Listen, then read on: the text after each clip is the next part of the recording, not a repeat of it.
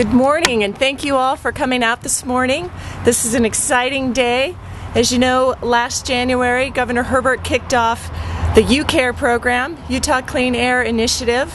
That's a voluntary statewide program to reduce emissions throughout the state of Utah. And we've been working hard over the past few months to make that happen. And this is an exciting day because this is a state announcement focused on what the state is going to do to achieve those goals. It's my honor and my privilege to both work for Governor Gary Herbert, but also to introduce him today to sign this executive order. Well, thank you, Amanda, and thank you all for being here. I know as we look around this beautiful day, it's probably hard for us to understand and appreciate that we have air pollution problems. And of course, we don't have an inversion going on. We don't have some of the challenges we have in the winter, colder months.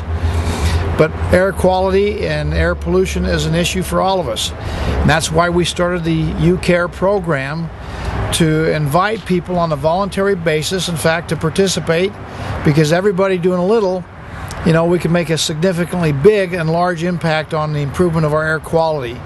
And what we're here today about is to talk about that. We have a lot of our friends here that are involved in this effort.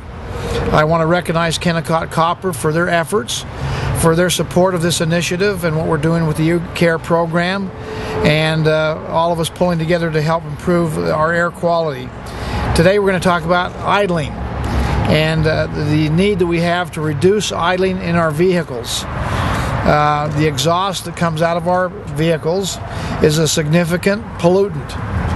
And I don't know that everybody recognizes that. In fact, if you combine all the exhaust pollutants that come out of our vehicles, equals all of our point sources that come from industry. Historically, we've been very good at trying to ratchet down and improve and minimize the pollutions that comes from our industry sources. But we can't just look to them now as the only source of reduction. We have to look to ourselves. And the greatest source of that pollution is really coming from our vehicles. And so today we're going to work with at least the state portion, our state vehicle fleet, to in fact reduce the pollution that comes out of our exhaust systems there by signing an executive order. And this executive order is going to mandate that those who use state vehicles, and we have about 7,300 vehicles that in fact travel more than 78 million miles per year. And by executive order, we're going to ask our state employees to turn off those state vehicles anytime they exceed 30 seconds. So you get in your vehicle, we know there's a need to adjust your mirrors, adjust the seats, make sure that you're ready to drive down the road. But we expect in 30 seconds that you put it into drive and start moving down the road. A major portion of our pollution, as I mentioned, comes from our vehicles. We know scientifically that idling engines, in fact, produce more pollution than vehicles that are engaged in driving down the road. They're not at their optimal level when they're in the idling mode. And so we're going to ask people to be sensitive about this. This is going to be kind of an attitude change. A lot of us are used to being in our vehicles and warming them up in the wintertime, which is really kind of a myth. You can do that in 30 seconds too, by the way. Or talking in conversations. We talk to people by the side of the roads and we leave our automobiles in the idling mode, or we drive through a fast food operation and a long line of vehicles there, and we decide to get in line and idle our vehicles rather than just take the simple opportunity to walk inside and order your food there and probably have a shorter line and a shorter wait. So it's going to take a little bit of an attitude change, and at least at the state we're going to help our employees with that change of attitude. So today, by executive order, I'm going to call on all of our state vehicles to be idle free and turn the engine off if the vehicle will be stopped for more than 30 seconds. This is going to help us reduce the emissions and promote better air quality, promote better health, and promote better economic development opportunities in our state. There are going to be some exceptions to this rule, such as if you're stopped in traffic, if you're at a semaphore, a signal light, Another exception will be when it's necessary to idle to promote public safety, and certainly our state vehicles like the Highway Patrol, some of our UDOT vehicles, emergency management vehicles, certainly will be have an exception to this 30-second idling rule. We're going to call this, as we say to our state employees, turn the key and be idle free. Again, everybody can help, and not only will it help our environment, but it's going to help us save money by saving fuel costs.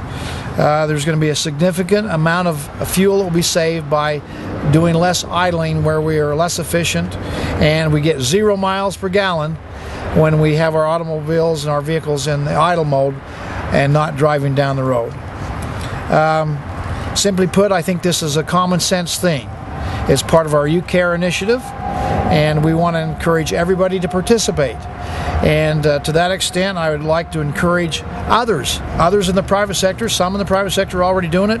Kennecott Copper, again, is a good example of somebody who's already doing something in a proactive way to eliminate idling of their vehicles at their business sites. Other private sector entities are doing so also. But I'd like to, in fact, call upon our local governments, our school districts, to see if they can find ways to go idle free and turn off those engines after 30 seconds. And so join us all in this state, and individuals, private citizens, local government entities, school districts. Turn off your engine if it exceeds 30 seconds and join with us in being idle free. Thank you very much.